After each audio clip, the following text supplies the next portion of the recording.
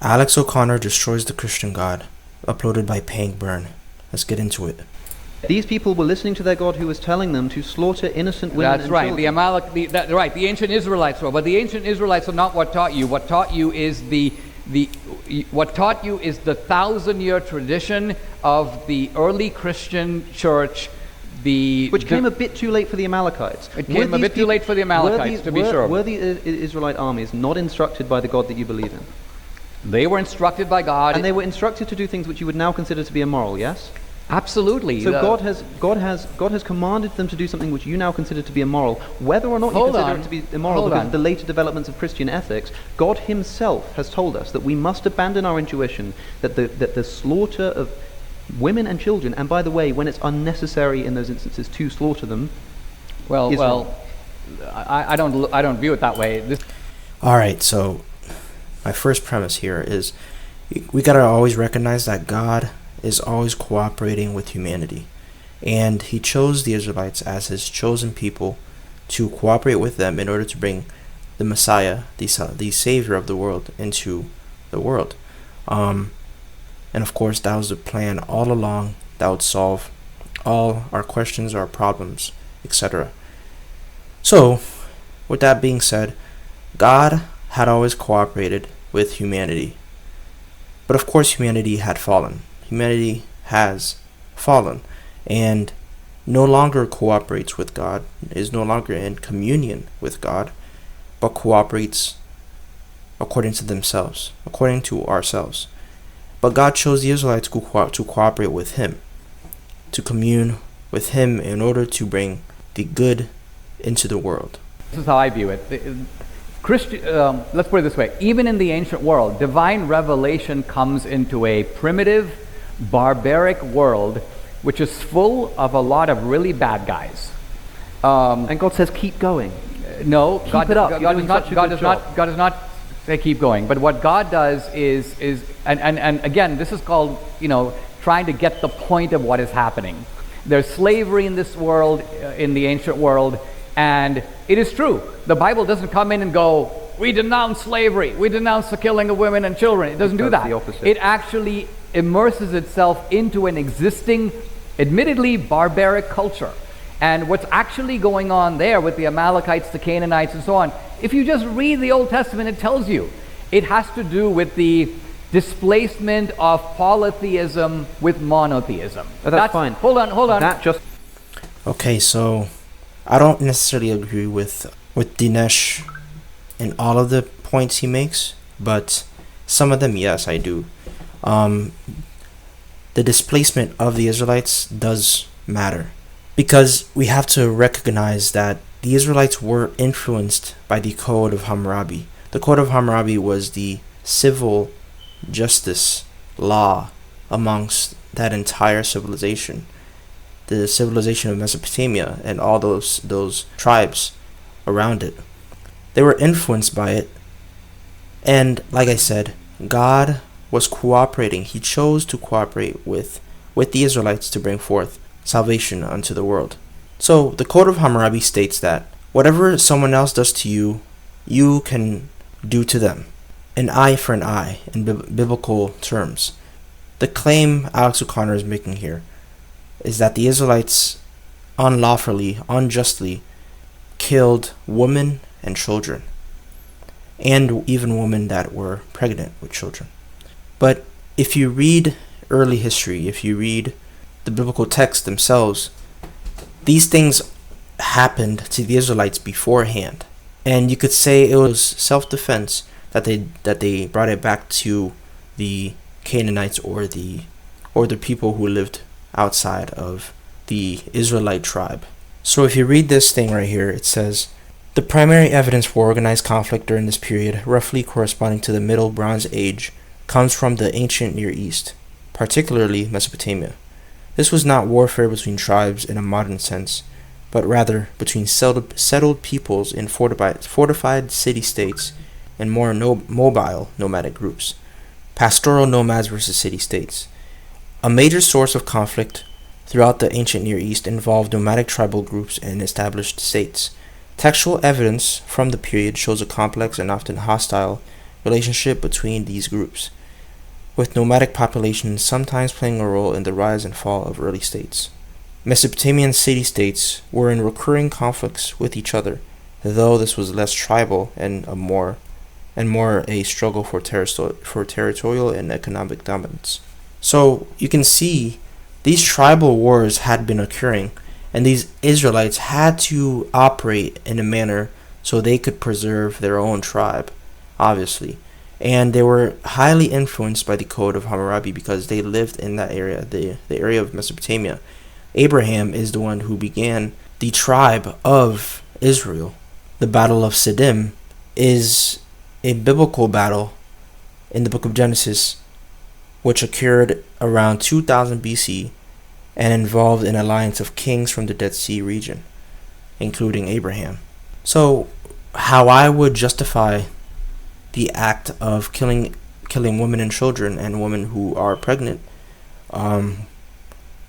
is because these tribal wars had been occurring in these times that the Bible was written.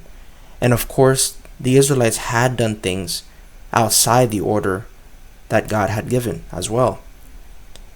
You can read that in many locations in Scripture as well, and in history.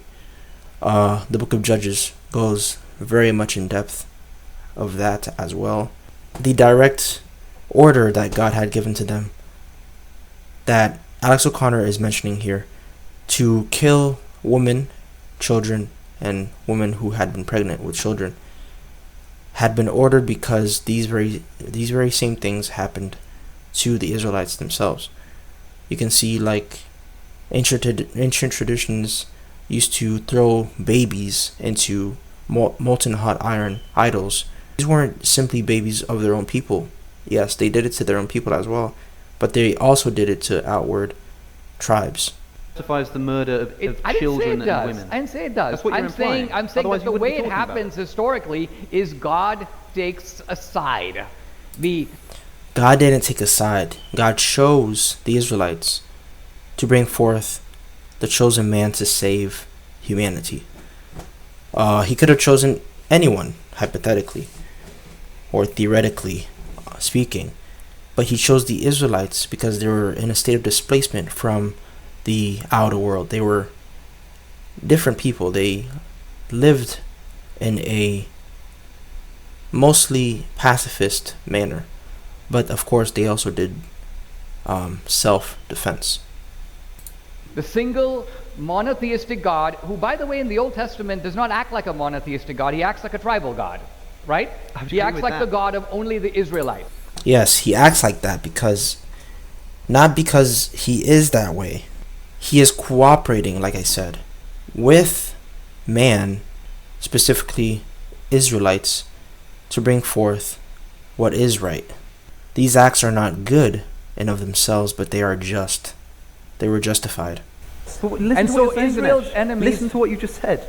The God that you believe in is acting like a tribal war god. The God of the God that is depicted in the Old Testament is, he goes, I'm picking the Jews.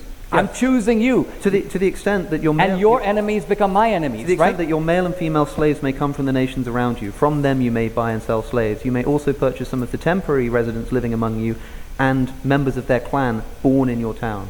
You can. As for slavery, it's the same thing for slavery, actually, because you have to recognize as well that in the times of slavery in the ancient Israelite world, it was an eye for an eye. They took slaves of Israelites. They took Israelites as slaves in the outer world. So Israelites also took slaves for themselves from the outer world. But these Israelites did not treat their slaves the same as the outer world treated their slaves. The outer world treated their slaves horrendously, but the Israelites treated them fairly well. Fairly. I can't say well, but it was a fair treatment, because the position of slave can never be a fair position. But it was fair. It was operational, functional, in a manner. Obviously, it was functional because God gave the Israelites a way to cooperate with the outer world. God didn't necessarily bless slavery, but he gave the Israelites a way to pass through this wicked time and remain unique in its own way. Bequeath them to your children as inheritable property. This is human beings, by the way. By the way, the Israelites were ordered to free their slaves after 7 years of loyalty.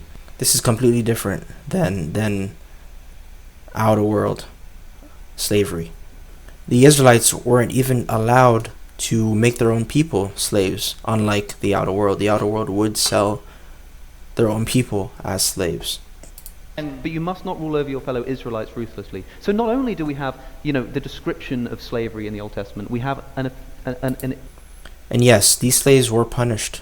Like I said beforehand, it's not necessarily a completely moral thing, but it's a fair thing to do. The concept does function at a certain degree. explicit condoning instructions on how to do it and doing it based on race. Well, I wouldn't say based on race because... How else do you... Yes, they did not do it by race. The Israelites were not racist. Most of the ancient world wasn't racist until a few years after, like in the American times. That's when racism actually became a apparent thing. Racism, I think he means, is like tribal racism. They upheld their own tribe higher than other tribes.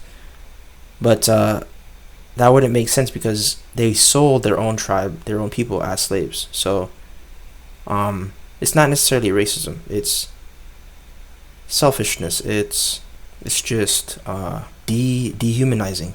First of all, racism is an invention of the modern tribe. world. Call it tribe if you like.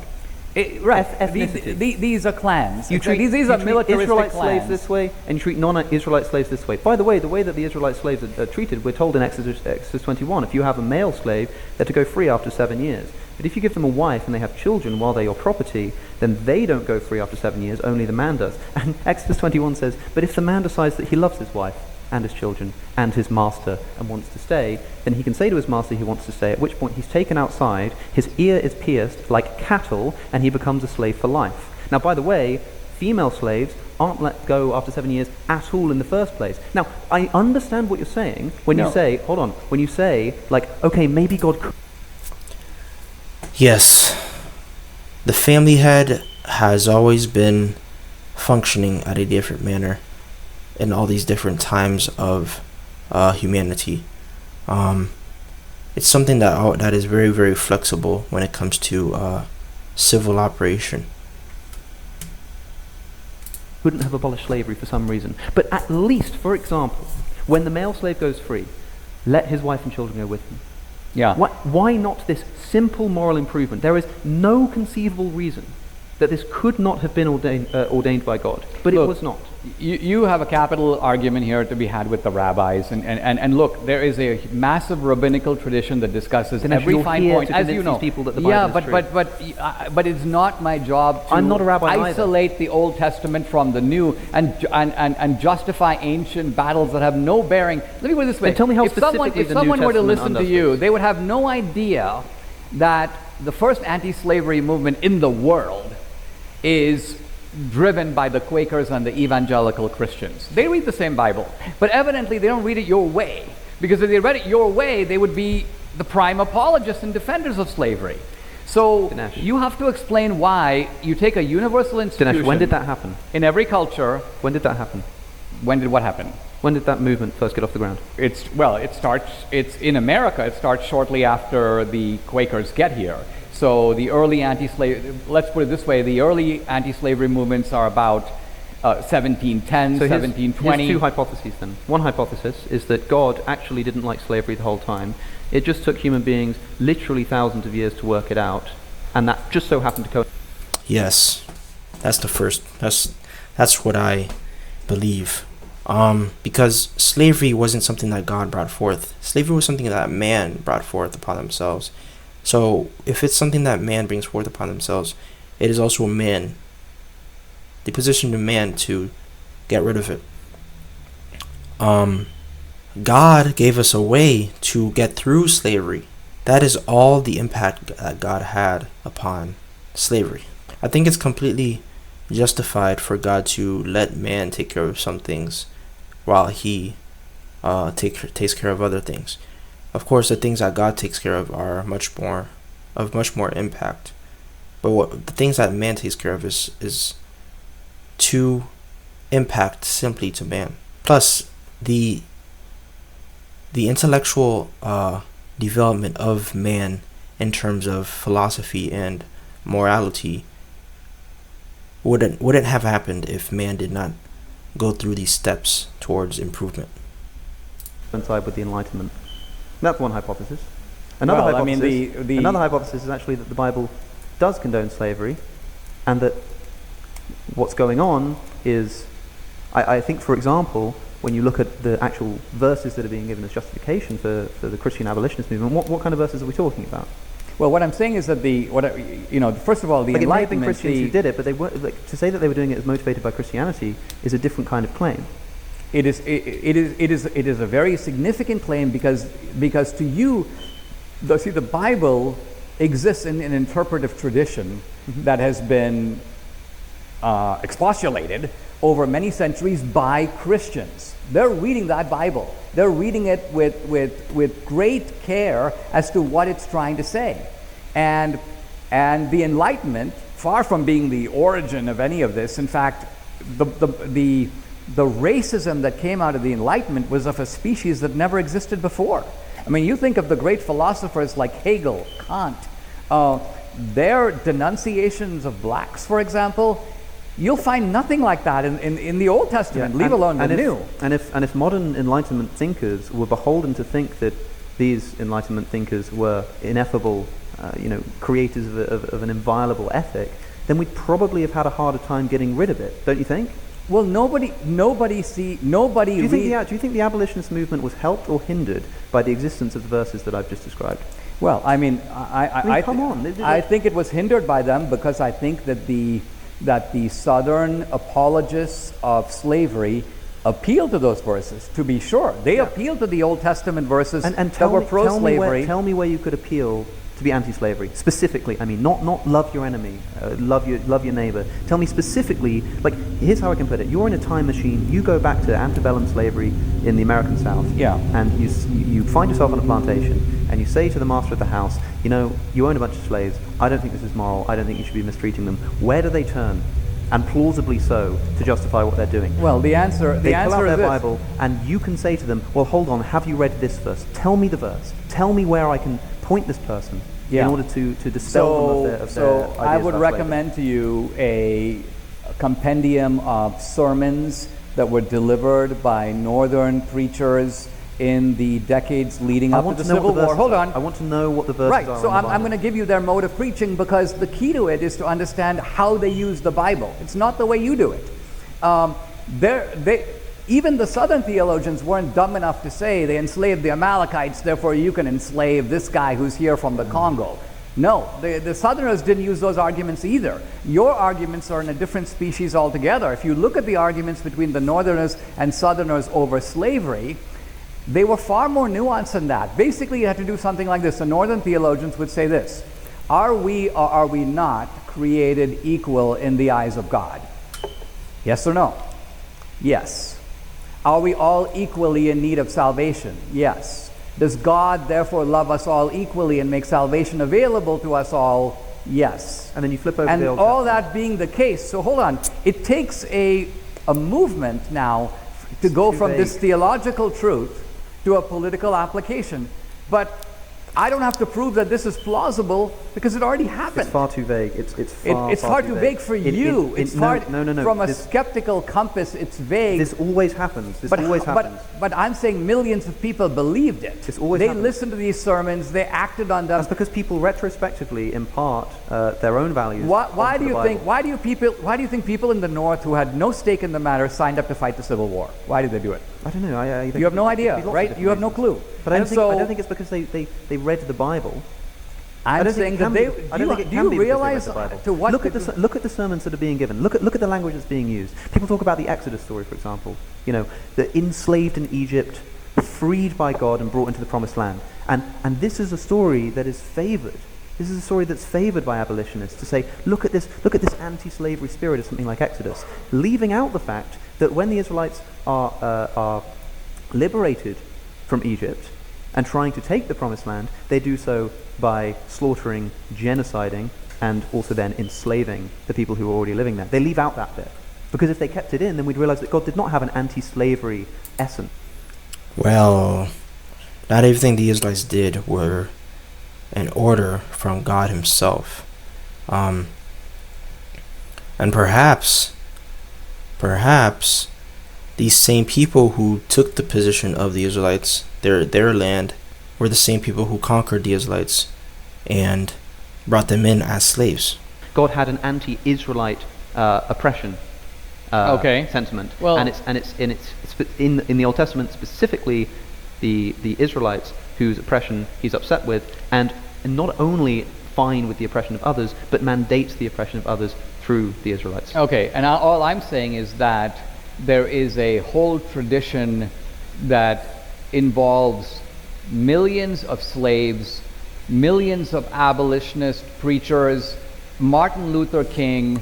None of them, not one of them, reads this story your way. They just don't mention it. They just don't mention it. Right, but isn't the significance of a text determined by the reading and use to which it is put? Let's say, for example, there's a story of murder, and everybody who reads that story becomes a wonderful citizen, loves their family, and you're the only guy who goes, oh no, really guys, you're all misreading the text, it's really about murder, guys. And Martin Luther King goes, no, slaves for hundreds of years have taken consolation in the Exodus. I mean, go down, Moses, way down to Egypt land and tell old Pharaoh, let my people go. To you, this is gobbledygook, because guess what the Israelites did next? And then Martin Luther King goes, what did they do next? Well, but yes, that's my moral justification of why God ordered the Israelites to kill women and children, and women who had been pregnant with children in the Old Testament. Although it isn't entirely moral to do these things, it was justified. And of course, God was not the one who obviously did these things. Man has the will of his own, and the influence in those times was the Code of Hammurabi. So because the Israelites, these things had been done to them, they also did it back to the people who did it to them. It must be recognized that the Israelites were completely different than the people around them. They were not necessarily aggressive people. They were actually more so of pacifists, people who cooperated with the outer world rather than against them, and for their own sake. And God chose the Israelites for this very reason, because they were unique. They were unique compared to everybody else. And that is it for the video. Thank you for watching.